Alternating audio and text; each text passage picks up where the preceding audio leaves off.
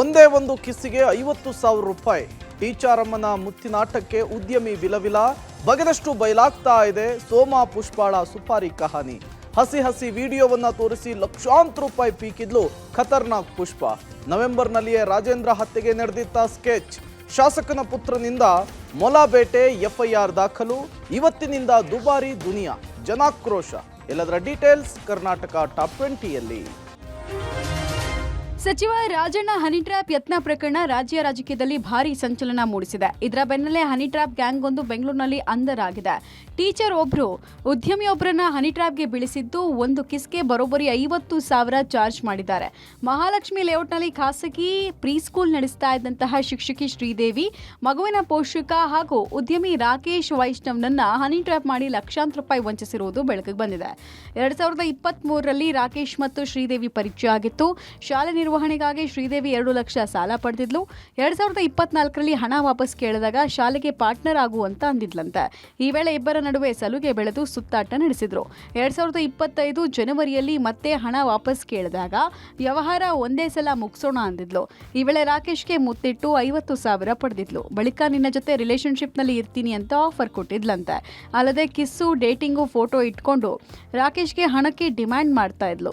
Rakesh CCB ಪೊಲೀಸರಿಗೆ ದೂರು ಕೊಟ್ಟಿದ್ದು ಶ್ರೀದೇವಿ, ಸಾಗರ್, ಗಣೇಶ್ ಎಂಬುವರನ್ನ ಬಂಧಿಸಲಾಗಿದೆ. ಸಚಿವ ರಾಜಣ್ಣ ಪುತ್ರ ಎಂಎಲ್ಸಿ ರಾಜೇಂದ್ರ ಕೊಲೆಗೆ ಸುಪಾರಿ ಪ್ರಕರಣಕ್ಕೆ ಮತ್ತೊಂದು ತಿರುವು ಸಿಕ್ಕಿದೆ. ಆಡಿಯೋದಲ್ಲಿ ಮಾತನಾಡಿದ್ದ ಪುಷ್ಪಾಳ ಮತ್ತೊಂದು ಮುಖ ಅನಾವರಣವಾಗಿದೆ. ಈ ಪುಷ್ಪ ಹನಿ ಟ್ರ್ಯಾಪ್ ಮಾಡೋದ್ರಲ್ಲಿ ಎಕ್ಸ್ಪರ್ಟ್ ಅಂತೆ. ಹಲವು ರಾಜಕೀಯ ಮುಖಂಡರ ಜೊತೆಗೆ ಸಲುಗೆಯಿಂದ ಇದ್ದು ನಗ್ನ ವಿಡಿಯೋ ಮಾಡಿಕೊಂಡಿದ್ದ ಪುಷ್ಪ ಹಸಿ ವಿಡಿಯೋ ತೋರಿಸಿ ಲಕ್ಷಾಂತರ ರೂಪಾಯಿಯನ್ನ ಪೀಕಿದ್ದ ಆರೋಪವೂ ಇದೆ. ಹೀಗಾಗಿ ರಾಜಣ್ಣರನ್ನ ಹನಿ ಟ್ರ್ಯಾಪ್ ಮಾಡಲು ಮೊದಲನೇ ಆರೋಪಿ ಸೋಮ ಪುಷ್ಪಾಳನ್ನ ಬಳಸಿಕೊಂಡಿರುವ ಶಂಕೆ ಇದೆ. ಹಣಕಾಸಿನ ವಿಚಾರದಲ್ಲಿ ವ್ಯತ್ಯಾಸ ಬಂದಾಗ ಕೊಲೆಗೆ ಸಂಚು ಅಂತ ಪುಷ್ಪ ಬಾಯ್ಬಿಟ್ಟಿರುವ ಸಂಶಯ ಇದ್ದು ಪೊಲೀಸರು ವಿವಿಧ ಆಯಾಮಗಳಲ್ಲಿ ತನಿಖೆ ನಡೆಸ್ತಾ ಇದ್ದಾರೆ. ಇನ್ನು ಈ ಪುಷ್ಪಾಳ ಐನಾತಿ ಆಟಗಳು ಒಂದೆರಡಲ್ಲ. ರೈಲ್ವೆ ಸ್ಟೇಷನ್ ರಸ್ತೆ, ಉಪ್ಪಾರಹಳ್ಳಿಯ ಫ್ಲೈಓವರ್ ಕೆಳಭಾಗದಲ್ಲಿ ಹೋಟೆಲ್ ನಡೆಸ್ತಾ ಇದ್ದ ಈ ಪುಷ್ಪ ಸೋಮಶೇಖರ್ ಅಲಿಯಾಸ್ ಸೋಮನ ಜೊತೆಗೆ ಸೇರಿ 63 ವರ್ಷದ ವೃದ್ಧೆಯ ಬಾಯಿಗೆ ಬಟ್ಟೆ ತುರುಕಿ ಹಲ್ಲೆ ಮಾಡಿ ಚಿನ್ನಾಭರಣ ದರೋಡೆ ಮಾಡಿದ್ದಳು. ಬಳಿಕ ಯುವಕರ ಮೊಬೈಲ್ಗಳಲ್ಲಿ ಪುಷ್ಪಾಳ ಹಸಿಬಿಸಿ ವಿಡಿಯೋಗಳು ಓಡಾಡಿದ್ವು. ಸದ್ಯ ಸೋಮನ ನಿಕಟ ಸಂಪರ್ಕದಲ್ಲಿದ್ದ ಪುಷ್ಪ ಇದ್ದಕ್ಕಿದ್ದಂತೆ ಅವನ ವಿರುದ್ಧವೇ ಹೇಳಿರುವುದು ಹಲವು ಅನುಮಾನಗಳಿಗೆ ಕಾರಣವಾಗಿದೆ. ಎಂಎಲ್ಸಿ ರಾಜೇಂದ್ರ ಕೊಲೆ ಸುಪಾರಿಗೆ ಕಳೆದ ನವೆಂಬರ್ನಲ್ಲಿ ಮೊದಲನೇ ಆರೋಪಿ ಸೋಮ ಅಡ್ವಾನ್ಸ್ ಪಡೆದಿದ್ದಂತೆ.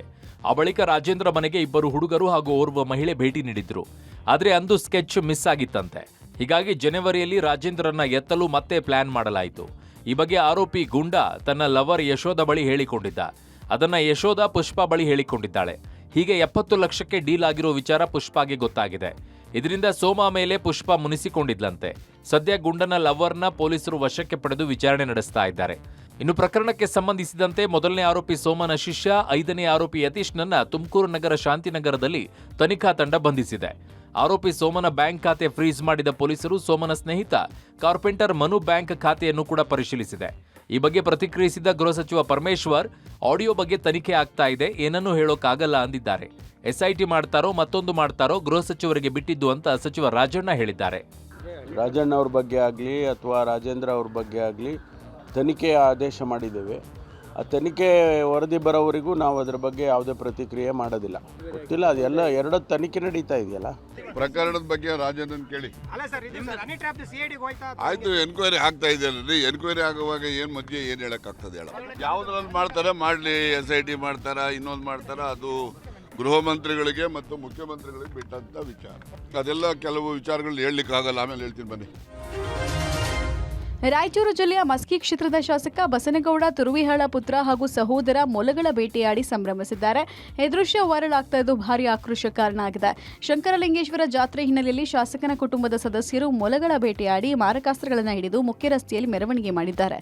ಶಾಸಕ ಬಸನಗೌಡ ತುರುವಿಹಾಳ ಸಹೋದರ ಸಿದ್ದನಗೌಡ ಹಾಗೂ ಪುತ್ರ ಸತೀಶ್ ಗೌಡ ಮೊಲಗಳನ್ನು ಕೊಂದು ಕಟ್ಟಿಗೆಗೆ ನೇತಾಕಿ ಮಾರಕಾಸ್ತ್ರ ಹಿಡಿದು ಸಂಭ್ರಮಾಚರಣೆ ಮಾಡಿದ್ದಾರೆ.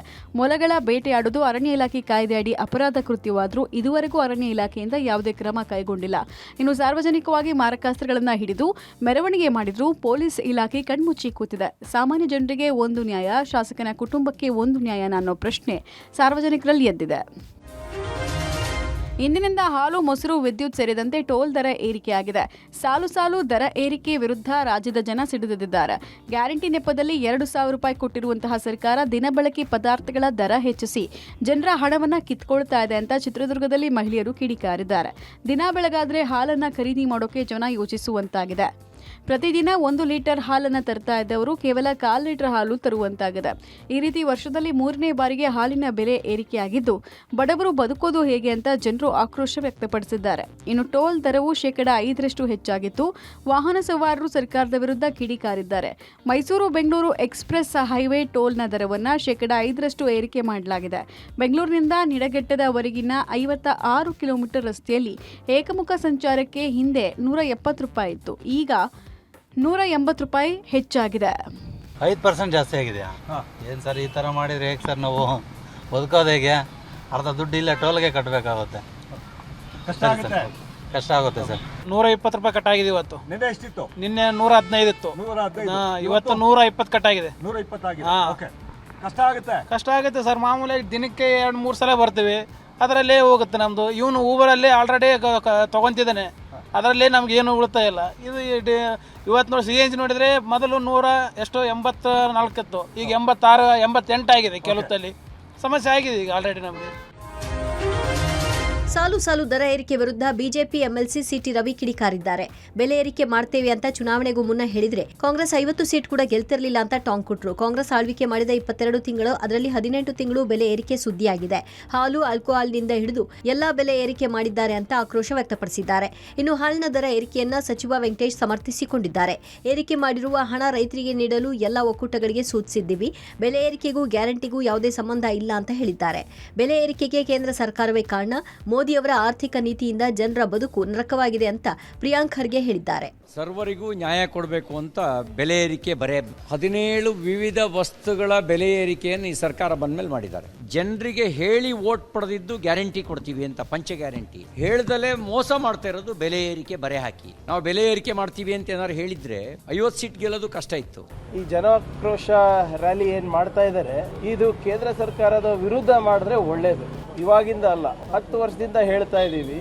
ಮೋದಿಯವರ ಆರ್ಥಿಕ ನೀತಿಯಿಂದ ಸಾಮಾನ್ಯ ಜನರ ಬದುಕು ನರಕ ಆಗಿದೆ ಅಂತ. ಇಷ್ಟೆಲ್ಲ ಬೆಲೆ ಏರಿಕೆಗೆ ಕಾರಣ ಕೇಂದ್ರ ಸರ್ಕಾರ ಅಲ್ವಾ? ಸಾಮಾನ್ಯ ಪ್ರಜ್ಞೆ ಇಲ್ವಾ ಅವರಿಗೆ? ಇಂದಿನಿಂದ ಹೊಸ ಆರ್ಥಿಕ ವರ್ಷ ಆರಂಭ ಆಗ್ತಾ ಇದ್ದು ಕೆಲವು ಹಣಕಾಸು ನಿಯಮಗಳು ಕೂಡ ಬದಲಾಗಿದೆ. ತೆರಿಗೆ ಪಾವತಿಗಳು, banking, mutual fund, credit card ಪಾಯಿಂಟ್ಗಳು ಸೇರಿದಂತೆ ಹಲವು ನಿಯಮಗಳಲ್ಲಿ ಬದಲಾವಣೆ ಆಗಲಿದ್ದು ಸಾಮಾನ್ಯ ಜನರ ಆರ್ಥಿಕ ಜೀವನದ ಮೇಲೆ ಪರಿಣಾಮ ಬೀರುತ್ತೆ. ಪ್ರಸ್ತುತ ತೆರಿಗೆ ವ್ಯವಸ್ಥೆಯಲ್ಲಿ 12 ಲಕ್ಷ ರೂಪಾಯಿವರೆಗಿನ ಆದಾಯಕ್ಕೆ ತೆರಿಗೆ ಪಾವತಿಸುವ ಅಗತ್ಯ ಇಲ್ಲ. ಇದರಲ್ಲಿ ಸಂಬಳ ಪಡೆಯುವ ವ್ಯಕ್ತಿಗಳಿಗೆ ಸ್ಟ್ಯಾಂಡರ್ಡ್ ಡಿಡಕ್ಷನ್ 75,000 ಒಳಗೊಂಡಂತೆ ಒಟ್ಟು ಮೊತ್ತ 12.75 ಲಕ್ಷ ರೂಪಾಯಿವರೆಗಿನ ಆದಾಯಕ್ಕೆ ತೆರಿಗೆ ವಿನಾಯಿತಿ ಸಿಗಲಿದೆ. ಆದಾಯದ ಮೇಲಿನ TDS ಮಿತಿ 5,000ದಿಂದ 10,000ಕ್ಕೆ ಏರಿಕೆಯಾಗಲಿದೆ. ಶಿಕ್ಷಣ ಸಾಲಗಳ ಮೇಲಿನ TCS ವಿನಾಯಿತಿಯನ್ನು ತೆಗೆದುಹಾಕಲಾಗಿದೆ. ಈ ಬದಲಾವಣೆಗಳ ಪ್ರಕಾರ 7 ಲಕ್ಷಕ್ಕಿಂತ ಹೆಚ್ಚು ಶೈಕ್ಷಣಿಕ ವಹಿವಾಟಿಗೆ 5% TCS ಅನ್ನು ವಿಧಿಸಲಾಗುತ್ತೆ. GST ಭದ್ರತಾ ವ್ಯವಸ್ಥೆಯನ್ನು ಇನ್ನಷ್ಟು ಹೆಚ್ಚಿಸೋಕೆ ತೆರಿಗೆದಾರರು ಕಡ್ಡಾಯವಾಗಿ ಮಲ್ಟಿ ಫ್ಯಾಕ್ಟರ್ ಅಥೆಂಟಿಕೇಶನ್ ಅನ್ನು ಬಳಸಬೇಕು. ಉಚ್ಚಾಟಿತ ಶಾಸಕ ಯತ್ನಾಳ್ ಹೊಸ ಪಕ್ಷ ಕಟ್ಟುವ ವಿಚಾರಕ್ಕೆ ಸಂಬಂಧಿಸಿದಂತೆ ಶಾಸಕ ರಮೇಶ್ ಜಾರಕಿಹೊಳಿ ಪ್ರತಿಕ್ರಿಯಿಸಿದ್ದಾರೆ.